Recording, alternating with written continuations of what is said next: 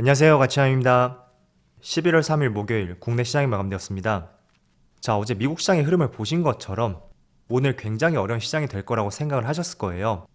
아니나 다를까 오전장에 시작과 동시에 마이너스 1.5% 개파락으로 출발했어요. 그런데 생각보다 많이 회복을 하면서 거의 종가 무렵에는 빨간불로 돌아섰더라고요. 하지만 아쉽게도 동시효과에 조금 더 시장이 밀리는 모습이 나오면서 결국에는 코스피가 마이너스 0.3%의 하락과 함께 오늘 시장을 마무리하였습니다. 마지막 동시효과 부분이 조금은 아쉽지만 그래도 전날의 미국 시장 흐름을 생각해 봤을 때는 이 정도면 굉장히 선방하지 않았나, 저는 그렇게 생각하고 있습니다. 그리고 코스닥도 0.46%의 하락이 나왔고 개파락 출발을 생각해보면 굉장히 선방을 했던 것 같아요. 그리고 이어서 코스피의 상위 종목들을 보면 어제 조금은 부침을 겪었었던 2차전지 관련주들, 오늘 약세당에서 다시 한번 강세 흐름이 나왔고 대장주 세 종목이 모두 상승이 나왔었죠. 반대로 자동차 관련주들 그리고 카카오 그룹주들 오늘 다시 파란불로 마무리가 되었고 반도체 관련주는 그래도 선방을 했던 것 같아요. 그리고 코스닥도 2차전지 소재 기업들, 이쪽 흐름이 그래도 가장 양호했던 것 같습니다. 나머지 종목들은 흐름이 좋지 못했죠. 그리고 이어서 코스피의 수급을 볼게요. 오늘 다시 한번 외국인의 순매수가 들어왔고 기간이 5천억이 넘는 순매도로 보여주었습니다. 그리고 코스닥도 마찬가지로 외국인의 순매수가 있었지만 기관이 많이 던졌네요. 이걸 추이로 한번 보여드릴게요.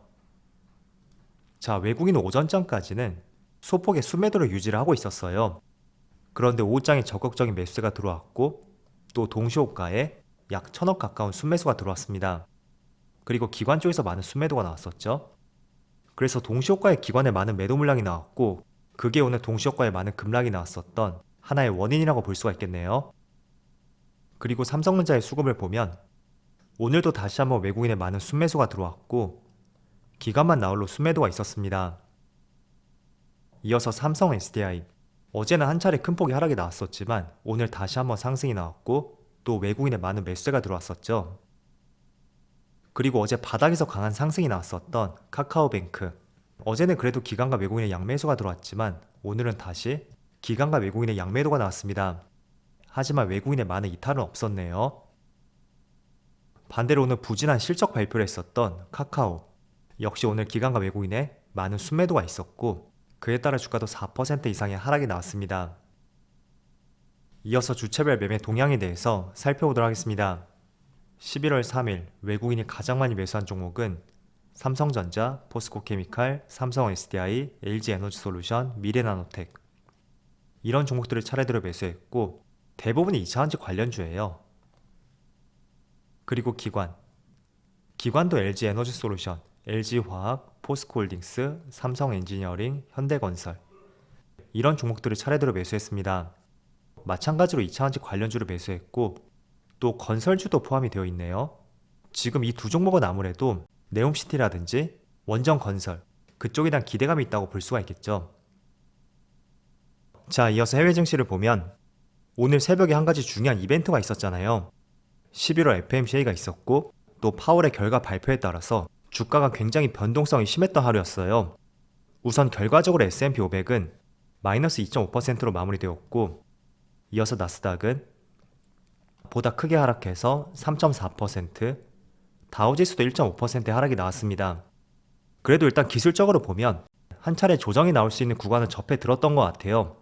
다우지수도 200일선에서 이렇게 지난 8월 당시에도 맞고 내려왔었고 S&P 500도 마찬가지로 60일선하고 120일선, 여기하고 맞닿은 위치였던 만큼 기술적으로 한 차례 매물에 부딪힐 수 있는 충분한 위치는 되었다고 생각합니다. 그렇지만 보다 조금 더 디테일하게 말씀을 드리면 이걸 분봉을 한번 살펴볼게요. 어제 굉장히 큰 변동성이 있었어요. 이 당시까지만 하더라도 약간의 시장에 대한 우려감이 있었고 그렇지만 크게 상승하거나 또 크게 빠지지 않는 마이너스권에서 조금은 안정된 모습을 보여주었습니다. 자, 그런데 갑자기 지수가 1.5%의 상승이 나왔고 또 갑자기 고점에서 저점까지 이게 거의 3.5%가 되거든요. 이렇게 큰 변동성이 나왔어요. 그렇다면 이런 움직임이 나왔던 이유에 대해서 한번 말씀을 드려볼게요. 자, 우선적으로 연준에서 금리 인상에 대해서 0.75% 인상을 발표를 했었고, 우리가 기대를 했던 부분이었죠. 금리 인상에 대한 속도 조절. 실제로 파월이 이 부분에 대해서도 언급을 했었거든요. 그래서 이런 부분에 따른 기대감이 단기적으로 시장이 또 강세로 전환이 되었었던 하나의 이유였다고 볼 수 있습니다. 자, 그런데 추가적으로 어떤 기자가 한 가지 더 질문을 했었고, 거기에 대한 대답에 시장이 굉장한 실망감으로 표출이 되면서 큰 폭의 낙폭이 나왔던 것 같아요. 여기까지는 정말 좋았었죠. 그런데 우리가 생각하는 것이 금리 인상의 최상단이 거의 4.5% 정도? 4.5% 전후를 유지할 것으로 예상을 했었거든요. 그렇지만 4%가 아니라 5.5%가 넘어갈 가능성도 있다. 이런 뉘앙스를 시장이 풍기면서 시장이 크게 얼어붙었던 결정적인 이유가 되었던 것 같습니다. 그리고 5% 뉘앙스를 풍겼던 것이 바로 이번 달의 소비자 물가지수하고 다음 달까지 CPI 데이터를 확인하고 추가적으로 금리 인상을 더 할 수 있다는 뉘앙스를 풍겼거든요. 그래서 우선적으로는 다음 주에 물가가 조금은 잡히는지, 지금 이게 물가가 고점을 찍었다는 인식은 있거든요. 그렇지만 꺾였다는 인식은 없단 말이에요. 그래서 실제로 꺾이는지 그게 눈으로 보일 필요가 있다고 생각이 되고, 다음 달, 다다음 달 계속해서 그런 부분이 데이터로 확인이 돼야 될 것 같습니다. 그래서 그런 부분이 계속 확인되지 않고 지금처럼 꺾이지 않는 모습이 보인다. 그럴 경우에는 내년에 5%까지도 어쩌면 금리 인상을 할 가능성도 있고요. 그런 부분을 염두에서 시장에 선제적으로 어제 단기간에 큰 급락이 나왔던 것 같습니다. 자, 그렇다면 뭐가 됐던 간에 물가가 꺾이는 것이 보여야 된단 말이에요. 솔직히 저는 연준 입장도 조금은 이해가 되는 게, 우리가 불을 끌 때도 완전히 잔불이 꺼지기 전까지는 방심을 해서 안 된다는 말이 있잖아요. 물가도 마찬가지라고 생각이 돼요.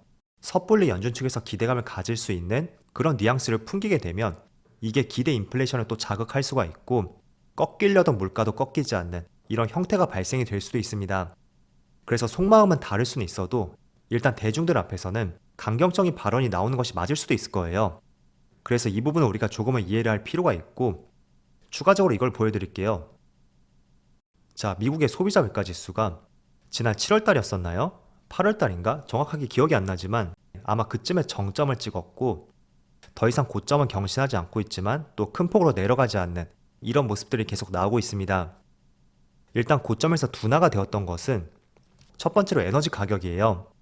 우리가 3, 4월 당시만 하더라도 국제 유가가 배럴당 130달러까지 이 정도 올라갔었단 말이죠. 그런데 최근에 주유소를 가봐도 경유 가격은 아직까지도 비싸지만 휘발유 가격은 정말 많이 떨어졌어요. 결국 국제 유가가 하락했고, 그런 부분이 물가 상승의 둔화로 연결이 되었던 하나의 결정적인 이유라고 볼 수 있습니다. 그런데 물가는 분명히 둔화가 되었는데 꺾이지 않았던 결정적인 이유가 한 가지 더 있거든요. 바로 미국의 주거비. 이 주거비는 에너지 가격보다도 소비자 물가지수에서 차지하는 비중이 더 크다고 볼 수 있어요. 그런데 이게 꺾이지가 않았었죠. 하지만 최근의 기사를 살펴보면 2달 연속으로 하락하고 있고, 또 최근 하락폭은 2009년 이후로 13년 만에 최대 하락폭이었다. 이런 기사도 나왔습니다. 자, 그래서 에너지 가격도 꺾이고 있고, 또 CPI의 상당 부분을 차지하고 있었던 주거비, 이것도 이제 근래 들어서 꺾이는 모습이 나오는 만큼 점진적으로 물가 상승률이 꺾일 가능성이 있다고 보고 있고요.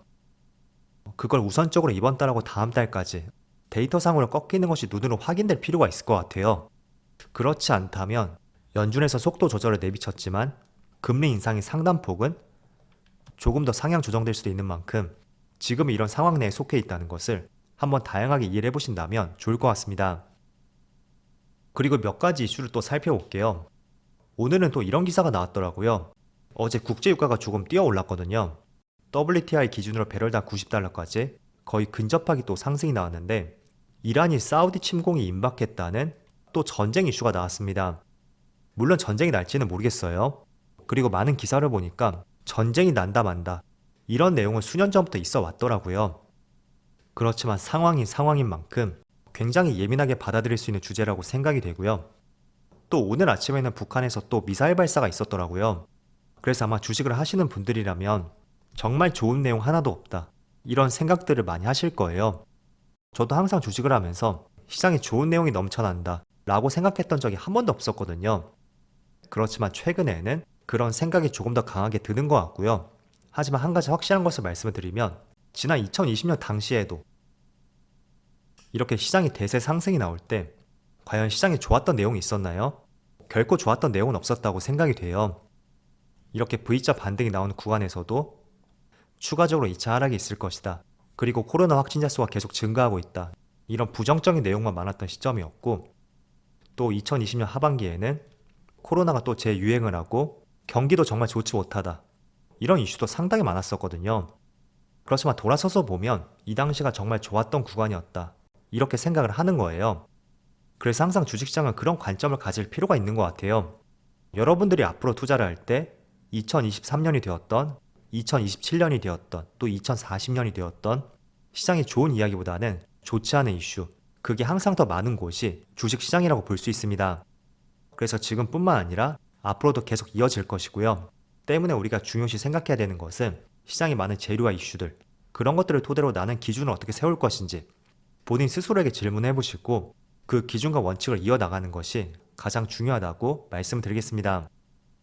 그래서 저는 이렇게 생각하고 있어요. 지금 금리 인상의 상당폭을 더 올릴 수 있다고 하더라도 올릴 수 있는 빈도, 그 빈도 자체는 과거 했던 것보다 이제 정말 얼마 남지 않았다고 생각이 되거든요. 그래서 오히려 지금은 손절할 구간이 아니라고 생각이 되고, 오히려 현금 비중이 있다면 나는 적절하게 어느 시점에 매수를 해볼 것인지 그런 것들의 기회를 포착해보는 것이 더 적절한 시점이라고 생각을 하고 있습니다. 그래서 여러분들만의 기준과 원칙을 필히 한번 세워보시고요. 그래도 어제 미국 시장에 비해서 국내 시장이 굉장히 선방을 했잖아요. 확실히 과거보다는 조금은 힘이 생겼다고 생각이 돼요. 때문에 앞으로 남은 11월에도 시장이 다시 바닥을 다지고 또 상승할 수 있는 그런 한 달이 되기를 기대해 보겠습니다. 자, 그럼 오늘 영상 여기서 마치도록 하고요. 언제나 여러분들의 성공 투자를 기원하도록 하겠습니다. 감사합니다.